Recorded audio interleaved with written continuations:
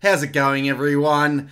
As I'm sure my Australian fans already know, we recently had a protest of vegans who decided to show everyone exactly how annoying they can be by shutting down the city of Melbourne, or specifically the intersection between Flinders Street and Swanston Street. If you don't know what streets they are fairly main streets in the central business district of Melbourne. So as I'm sure you can imagine, this vegan protest won a hell of a lot of friends. However, the organiser of said protest has spoken to the media since, and I thought we'd go and have a look at the article that is reporting on him. Before we continue, for some amazing karma, please check out Subscribestar, where for as little as $5 a month you can support my work and help save Western civilization. The militant vegan behind protests across Australia has said he became an animal rights activist to make up for his white, male, middle-class privilege. Ugh, come on. Why? Why do you feel guilty? Oh, that's right, society has told you to feel guilty for being white, male, and middle class. It's not like your ancestors worked really hard to give you what you have today. You need to feel guilty of it because, again, society just tells you. But let's say you do feel guilty for whatever reason. There are better ways to avert that guilt than blocking the street and preventing people from getting to work on time, and then telling them what they should or shouldn't eat for dinner. I like meat. I don't like being told how to eat. It's my choice if I want to eat meat. And if I was working in the city on that day and I was late to work because of this fool, I would be rightly annoyed. There are just better ways to go about things. Go and volunteer at the op shop. Go to a remote Aboriginal community or something. Stop being a vegan. It's just annoying. Chris Delforce, the director of animal rights documentary Dominion, runs the group Aussie Farms, which organised a day of national protests on Monday. Melbourne was brought to a standstill by 100 activists sitting on tram tracks, while others in rural New South Wales and Queensland invaded farms and chained themselves to abattoir machinery. So Dominion is a film that they were all talking about when they were protesting. If you go and have a look at the footage, you can see they're actually holding up signs that say, "Watch Dominion, watch this movie. If you watch this movie, you'll totally agree with our position." And these idiots in New South Wales and Queensland invading people's property to make a point about other people's choice of what they have for dinner.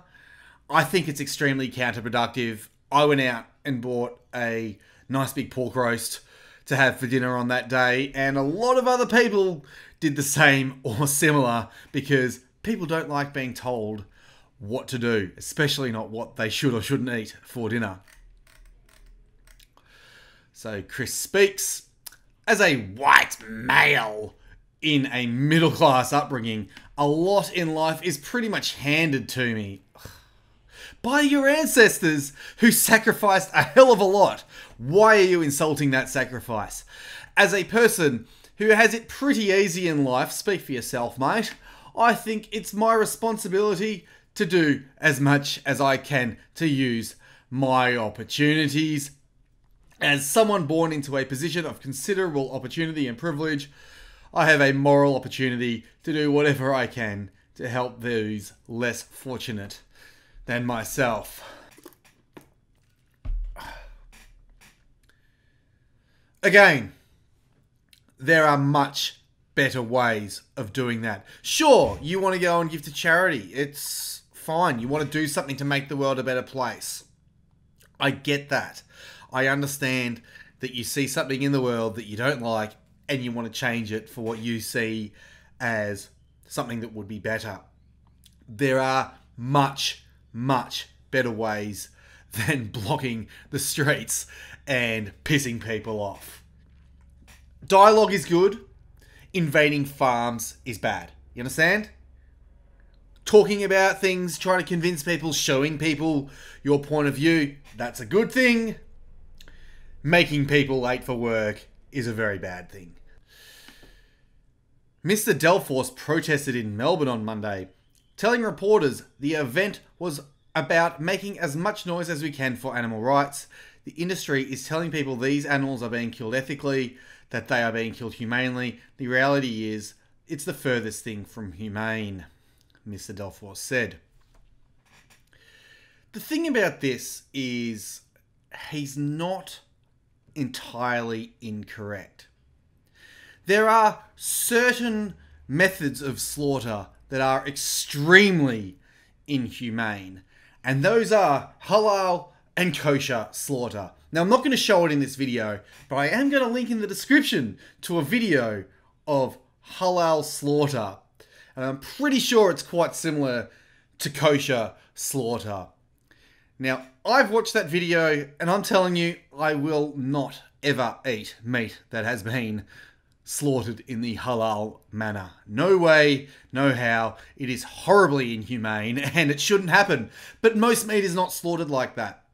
Beef is just stunned in the top of the head. I think most animals are killed like that.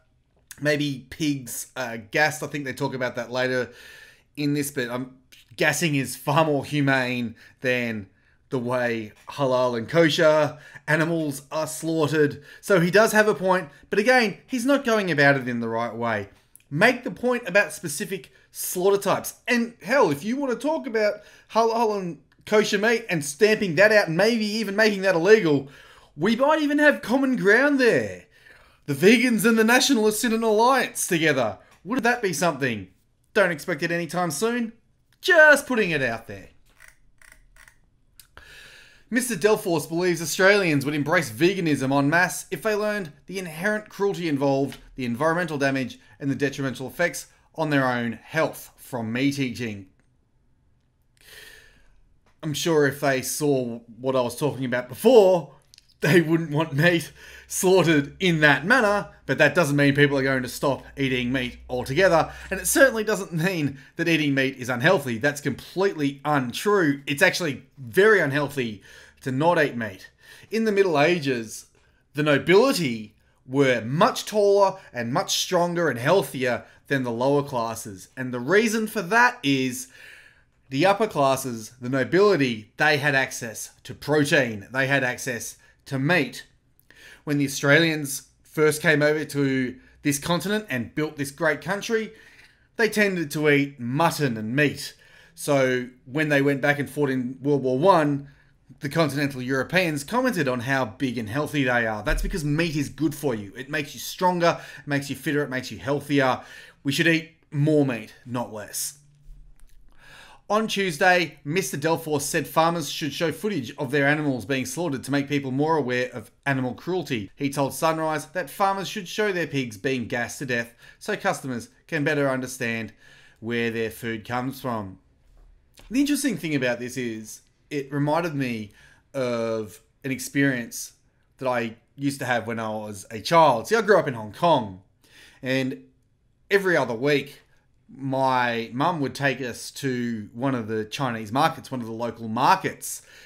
Quite different to the way markets are in Australia. Similar in a lot of ways, but also very different in their own way.